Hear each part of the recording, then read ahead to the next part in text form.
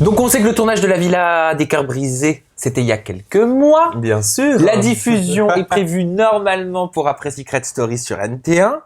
Pourquoi n'es-tu pas au casting de cette saison 2, Sacha? Ça t'a étonné de ne pas m'y voir, non, ce n'est pas encore passé, mais de ne savoir que je ne partais plus? Non. Non, je plaisante. Ah, non, t'es mauvais là. Arrête. Non, je plaisante. Bah écoute, c'est vrai que tout le monde t'y a annoncé. Je me suis dit, allez, c'est peut-être l'occasion pour Sacha de revenir dans une télé-réalité, ouais. Eh ben, personnellement, j'ai beaucoup misé sur la Villa des Cœurs Brisés. Parce que déjà, j'ai passé un casting très très fort en émotion. J'ai vraiment livré... c'était vraiment une bataille pour moi, ma rupture avec Jordi. Ça a été quelque chose de très douloureux. J'ai cru qu'on m'assassinait de l'intérieur. J'ai perdu ma seule raison de vivre. D'ailleurs, enfin voilà, bref. Et donc, ce casting m'a permis de pouvoir montrer, de baisser les armes. On n'était plus dans un casting du style Secret Story. T'es en compétition, c'est du jeu. Allez, tu rentres tout seul, tu ressors tout seul. C'était quelque chose de plus profond.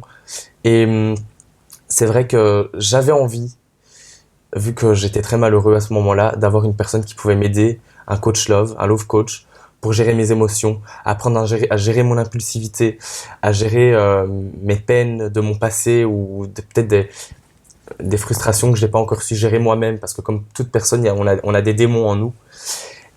Et je comptais vraiment sur cette aide-là, mis à part que c'était une télé-réalité quand même, et j'avais besoin de m'éloigner, de prendre du recul. Parce que généralement, quand on est une personne connue et qu'on est avec une personne qui vit de ça de l'extérieur, qui certes est peut-être médiatisé à un moment donné parce que c'est le copain et qu'on s'y intéresse, il n'est pas face aux caméras. Il n'a pas vécu l'acharnement médiatique ou tout ça. Il l'a vécu parce qu'il nous a vu être mal. Il l'a vécu parce qu'il nous a vu être en plateau, mais il n'a pas vécu de notre cœur. C'est moi qui me faisais insulter.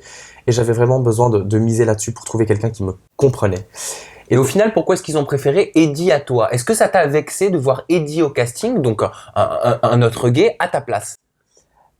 Ça m'a énormément vexé. Parce que je respecte Eddie, c'est une valeur sûre pour la télé. Certes, il s'est passé ce qui s'est passé avec lui, mais il joue très bien son rôle dans la télé et c'est tout à son honneur. Mais je pense que moi aussi, j'avais des choses à montrer. Une autre image, peut-être plus le mec qu'on a traité de girouette dans Secret Story, parce qu'au montage, des images sont coupées. Donc les gens croient ce qu'on leur montre. Moi, j'aurais bien voulu qu'on voit vraiment mon côté sensible. Qu'est-ce que je pouvais apporter si je tombais amoureux? Quels étaient les conseils que je pouvais donner aux personnes qui étaient là aussi dans le même cas que moi, qui n'arrivaient pas à trouver l'amour, et leur donner des conseils par rapport à mon vécu à moi. J'aurais bien voulu montrer cette image positive et repartir plus fort et peut-être guéri de la relation que j'avais. Et qu'est-ce que tu as pensé du choix d'Eddie? La production a choisi Eddie finalement. Ça m'a vexé parce que je pense que j'y avais ma place. Mon casting était sincère. On a pris Eddie parce que c'était une valeur sûre, parce que ça allait peut-être faire un peu plus de buzz sur le programme. On a pris Eddie parce qu'on l'a jamais vu en couple et que ça pouvait intéresser les gens. Ou on a pris Eddie parce qu'il avait réellement des vraies peines de cœur. Voilà. Donc j'ai été en colère par rapport à ça.